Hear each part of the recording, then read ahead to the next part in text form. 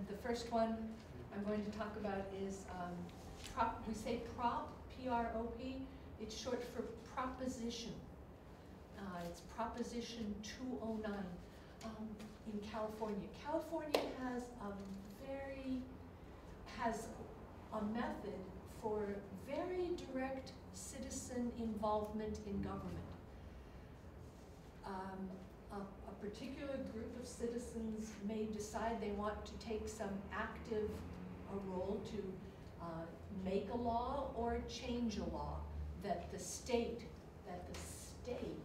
has developed and is using.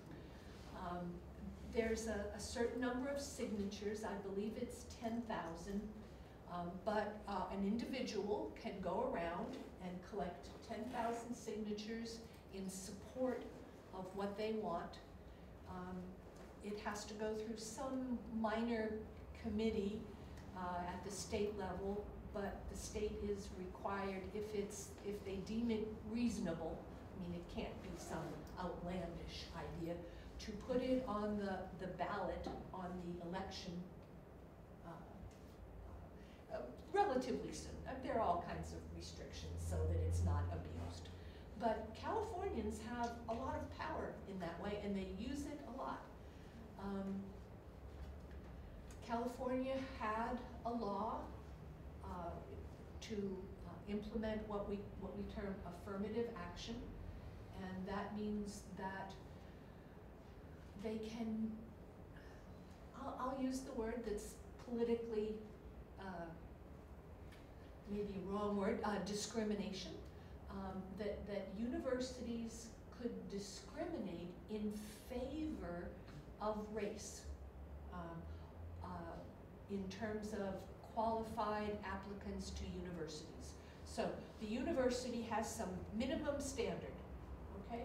This is the minimum that you must meet to enter this particular public university. But what happens is, maybe there's room for 2,000 students, and they get 10,000 people who are above this minimum requirement. They may then choose among those 10,000 which ones to admit. The normal, what a lot of people considered fair would be to take the top 2,000 from that 10,000. Okay.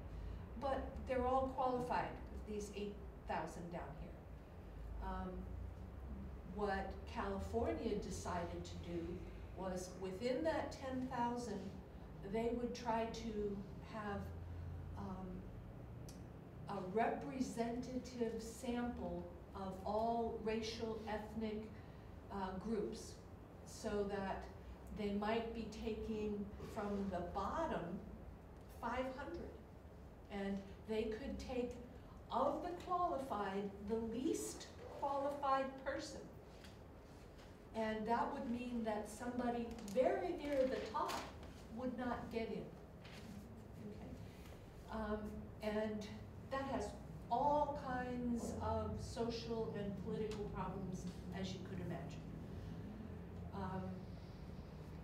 But for a long time, that was the system, and nobody, I guess, felt angry enough or brave enough to demand something different. There was a case that came, a white male student, very near the top of this group, who said, "This law is unconstitutional and wrong. You should take the top 2,000 and forget about race. You are discriminating against me because I am white and male." Okay. And that's, I don't want to go into, but you can imagine it. You can imagine. And as soon as this person started to really talk about it and and people were listening, then you have citizen action. And then this legal means for citizens to take action with a proposition and getting the signatures up for a vote, rolled into effect. And so very soon after that, in the next election, when people went to vote, there it is, you go into the polling booth, and right up there is, do you want to stop this affirmative action program? And the vote went that yes, they did. It was close. Let me get my figures here.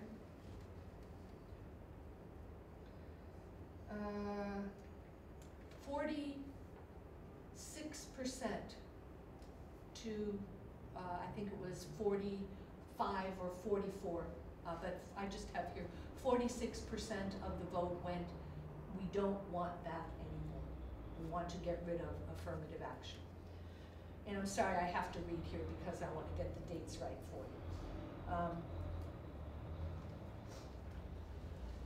As soon as that happened, the court system went into effect. Immediately through our legal system, somebody says, that's not right, I object, I'm taking the university system to court. It's still in the court system, but just some dates. In 2010, the California Supreme Court, that's now the California state's highest court, they approved Prop 209. Okay, the Supreme Court of California said this proposition to get rid of affirmative action is constitutional. Immediately, it starts then through a federal appeals process. When Americans aren't happy with what the states say, they try to find any kind of connection possible with the federal constitution. And so they take it first to what we call a federal appeals court.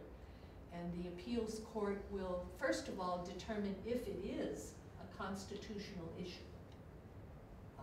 And then if it is, it will hear the case. And there's a series of courts. So if you don't get the answer that you want in a particular court, you keep going higher and higher.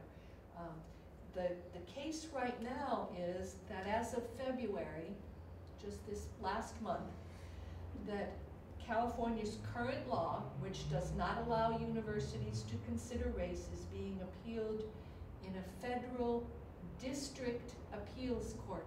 So that's a fairly low level US federal court.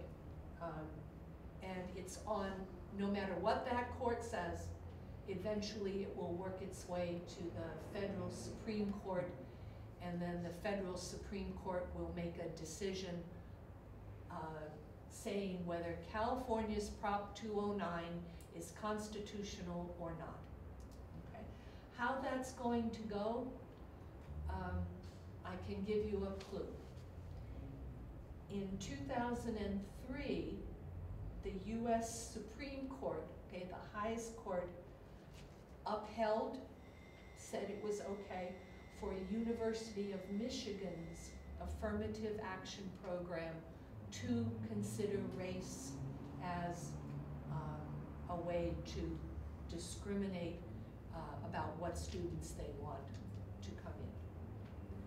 So in 2003 in Michigan, the Supreme Court said affirmative action is okay. Has the balance of the Supreme Court changed very much since then? No, not really. Basically it's divided the same way it was. Now the question is, has US public opinion changed during that time? And we see